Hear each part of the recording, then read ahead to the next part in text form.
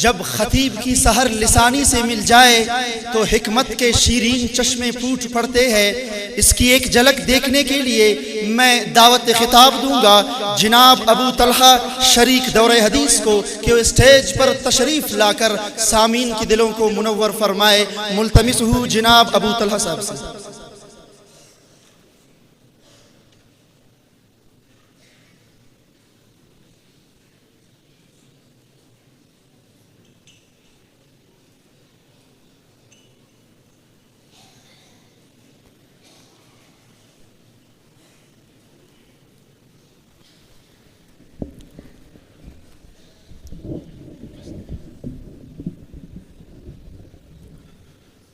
السلام علیکم ورحمۃ اللہ تعالی وبرکاتہ۔ مبسملا ومحمدلا ومصلیا ومسلما، اما بعد فاعوذ باللہ من الشیطان الرجیم، بسم اللہ الرحمن الرحیم۔ یا ایہا الذین آمنوا آمنوا باللہ ورسوله والكتاب الذي نزل على رسوله والكتاب الذي أنزل من قبل، وقال النبي صلى الله عليه وسلم أرسلت إلى الخلق كافة وختم بي النبيون، صدق الله العلي العظيم وصدق رسوله النبي الكريم۔ اتارا دین اسلام اور افضل کر دیا اس کو،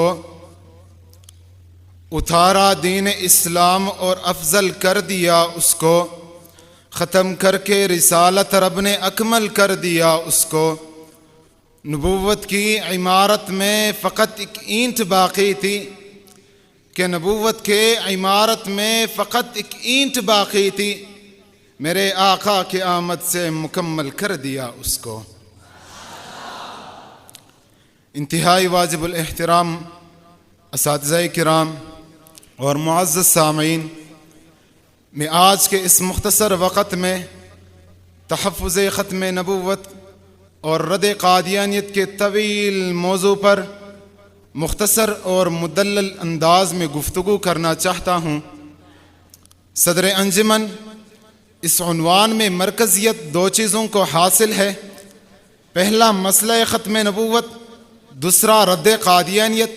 ختم نبوت کہتا ہے کہ حضور کے بعد نبی نہیں ہوگا، چاہے ذلی ہو، بروزی ہو، تشریعی ہو یا غیر تشریعی۔ جب رب کائنات نے قصر نبوت کی تعمیر کی تو اس کا اختتام حضور کے ذات باری پر فرمایا، جس کی تائید خود آقا یوں فرماتے ہیں، فجئت انا فاتممت تلک اللبنۃ، میں نے آ کر قصر نبوت کی تکمیل کی۔ ارے نبی مبعوث من اللہ ہوتا ہے، نبوت وہاں بھی ہوتی ہے، کسبی نہیں۔ بالفاظ دیگر نبوت سلیکشن کے ذریعے ملتا ہے، پرفیکشن اور نو سائیڈیفیکیشن کے ذریعے نہیں ملتا۔ ارے قرآن کے 100 آیات، 200 احادیث، اجماع صحابہ و تابعین، اجماع فقہاء و محدثین ختم نبوت کی عکاسی کرتے ہیں، اور 1,24,000 انبیاء کرام کے کمال منصب نبوت دو چیزوں سے مزین ہوتا ہے، ایک یہ کہ ماقبل انبیاء کی تصدیق کرنا، اور دوسرا یہ کہ مابعد آنے والے انبیاء کرام کی خوشخبری دینا۔ خود حضرت عیسیٰ علیہ نبینا علیہ الصلاۃ والسلام یہ اعلان کرتے ہیں، انی رسول اللہ الیکم مصدقا لما بین یدی من التوراۃ ومبشرا برسول یأتی من بعد اسمہ احمد۔ چنانچہ رب لم یزل نے سورہ احزاب آیات نمبر 40 پہ ارشاد فرمایا، ما کان محمد ابا احد من رجالکم۔ اس آیات کی تفسیر خود آقا یوں فرماتے ہیں، انا خاتم النبیین لا نبی بعدی۔ اور اسی طرح سورہ مائدہ آیات نمبر 3 پہ ارشاد فرمایا، الیوم اکملت لکم دینکم۔ اس آیات کی تفسیر رئیس المفسرین حضرت ابن عباس رضی اللہ عنہما یوں فرماتے ہیں، لم ینزل بعد هذه الآیت حلال و حرام. اگر اس آیات کے بعد کسی اور احکام کی ضرورت نہ رہی, کسی اور دین کی ضرورت نہ رہی, یہی تو ہے کہ آپ خاتم النبیین ہے. ارے عقیدہ ختم نبوت اتنا مضبوط عقیدہ ہے جس کے بارے میں امام اعظم ابو حنیفہ رحم اللہ فرماتے ہیں من طلب منہ علامتا فقد کفر. اور اسی دلائل کے بنیاد پر شرح فقہ الاکبر میں ملا علی قاری رحم اللہ لکھتے ہیں دعوی النبوت بعد نبینا کفر بالاجماع. اس عقیدے کا منکر بھی کافر ہے, اس عقیدے میں شک کرنے والا بھی کافر ہے.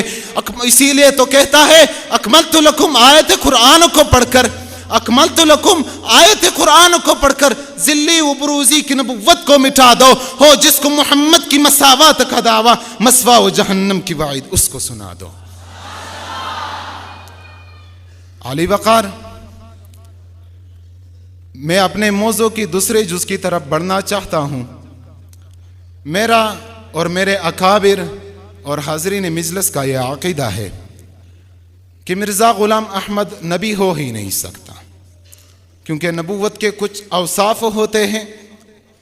ارے نبی تو وہ ہوا کرتا تھا جس کا حافظہ خراب نہ ہو, جبکہ مرزا قادیانی خود اپنی کتاب مکتوبات احمدیہ جلد 2 صفحہ نمبر 479 پہ لکھتا ہے کہ میرا حافظہ خراب ہے, اگر کئی دفعہ کسی سے ملاقات ہوتی ہے تب بھی بھول جاتا ہوں. اور اسی طرح اللہ رب العزت نے تمام انبیاء و مرسلین کو سب سے زیادہ واجب التعظیم رکھنے کے لیے کسی کے سامنے شاگردی اختیار کرنے سے محفوظ رکھا, جبکہ مرزا قادیانی خود اقرار کرتا ہے کہ میں گلشاہ کا شاگرد تھا. اور اسی طرح اللہ رب العزت نے جس نبی اور رسول کو جس قوم میں مبعوث فرمایا اس کو اسی قوم کی زبانوں میں وحی نازل کی. اسی پر اللہ رب العزت نے سورہ ابراہیم آیات نمبر 4 پہ ارشاد فرمایا, آیات نمبر 4 پہ ارشاد فرمایا وما ارسلنا بالرسول الا بلسان قومه ليبين لهم. اسی بات کو مرزا قادیانی خود اقرار کرتا ہے اپنی کتاب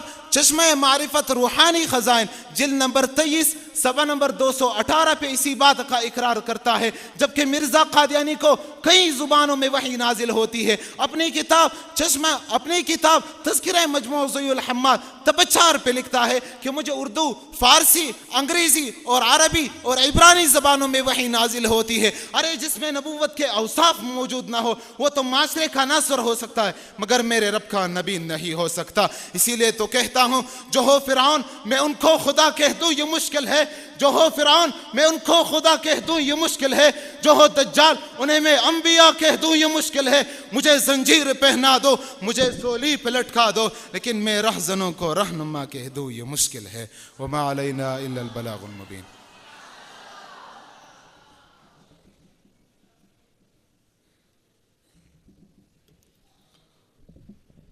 ہم نے ہر دور میں تقدیس رسالت کے لیے وقت کی تیز ہواؤں سے بغاوت کی ہے.